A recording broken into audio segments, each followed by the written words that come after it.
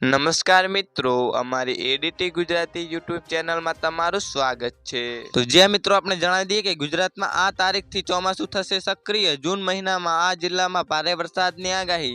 તો જ્યાં મિત્રો મળતી માહિતી અનુસાર આપણે જણાવી દઈએ કે ગુજરાતમાં છેલ્લા 2-3 દિવસથી સમયાંતરે વરસાદ પડી રહ્યો છે અને આજે પણ હળવો વરસાદ પડી શકે છે। હવામાન વિભાગે છૂટાછવાયા વરસાદની આગાહી કરી છે। દક્ષિણ ગુજરાત ઉપરાંત ભાવનગર, મહેસાણા, ગાંધીનગર, અરવલ્લી અને છોટાઉદેપુર સહિત ઘણા જિલ્લાઓમાં હળવાથી મધ્યમ વરસાદની શક્યતા છે।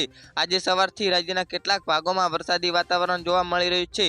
હવામાન વિભાગની 8 જૂન સુધીની આગાહી મુજબ દક્ષિણ ગુજરાત સહિત રાજ્યના ઘણા ભાગોમાં હળવો વરસાદ પડી શકે છે।